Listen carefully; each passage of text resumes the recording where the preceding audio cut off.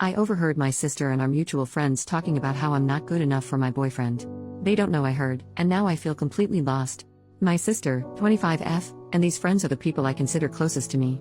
I, 23F, love them so much, I even once tried to donate a kidney for one of them. So, hearing what they truly think about me broke my heart. My boyfriend, 25M, is an amazing person. He's kind, funny, incredibly smart, and honestly looks like a model. He's also asexual, which has never been an issue between us. We've worked through it together, and he's open about it with everyone, which I fully support. Last week, he and I were supposed to hang out, but he got called into work after just half an hour. It didn't bother me much since I had a killer headache and ended up going home anyway.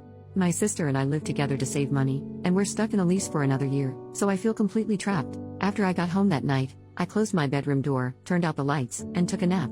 At some point, I woke up to hear my sister and a few friends in our apartment. They were getting ready to go out clubbing, drinking a bit while waiting for everyone else to arrive.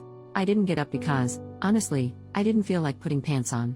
Then, they started talking about me, and unfortunately curiosity got the better of me. They were saying how they couldn't believe I was dating my boyfriend, how he was too good for me, and how I was too ugly to be with someone like him. My sister chimed in, suggesting that his asexuality was just an excuse to avoid being intimate with me. Hearing that hurt so much because I've confided in her about my insecurities before. It got worse. They mocked my learning disability, using the R word, which I can barely stand to even think about. They made fun of my job, said I wasn't financially stable, and even joked that I'd have to beg to get fucked. All of them laughed and joined in. By that point, I was crying quietly in my room. I felt so hurt. After they left, I just stayed in bed, numb and unsure what to do. Since then, I've tried to avoid them, getting up early, staying out late, or spending time at my boyfriend's place. I've been answering their messages but in a colder and more distant way. I know I need to talk to them, even if it's just to say goodbye. But right now, I feel too ashamed and hurt to even open my mouth. My boyfriend has noticed something's wrong and he's worried, but I can't shake off what they said.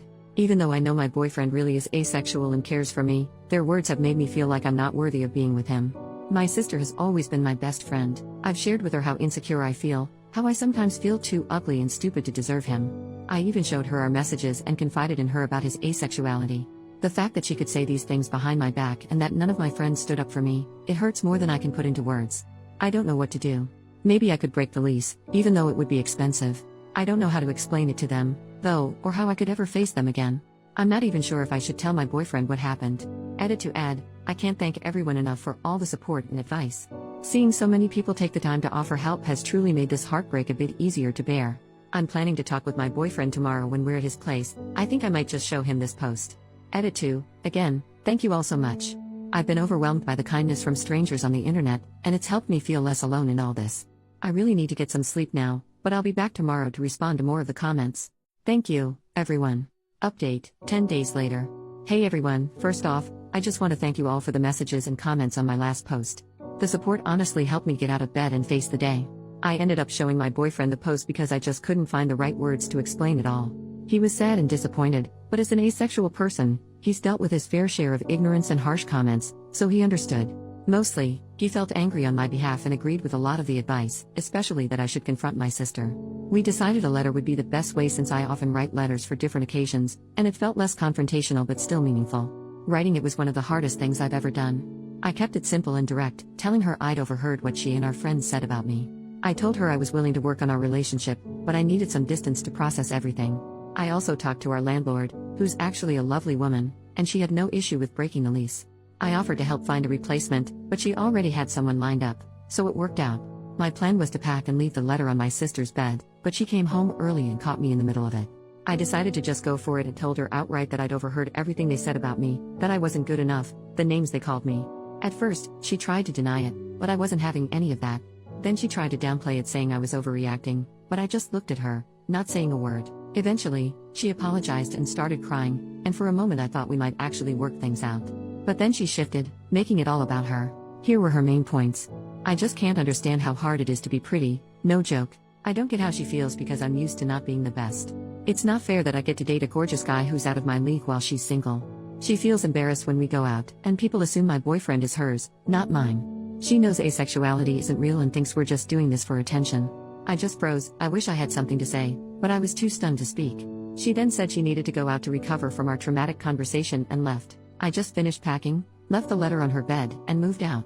Right now, I'm staying with my boyfriend while I look for a room closer to work. I also wrote letters to my friends and sent them out before blocking them on all social media and contacts. I'm sure they'll find a way to approach me since we work near each other, but honestly, I don't care.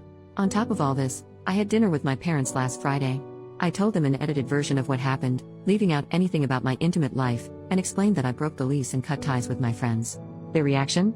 They said I shouldn't be angry because it's true, and that when they first met my boyfriend, they thought I was playing a prank. My dad even said I was being selfish for breaking the lease and betraying my sister's trust because you don't do that to family. Since then, I've been ignoring them, my sister included. I'm okay, honestly just more tired than anything else. Relevant comments.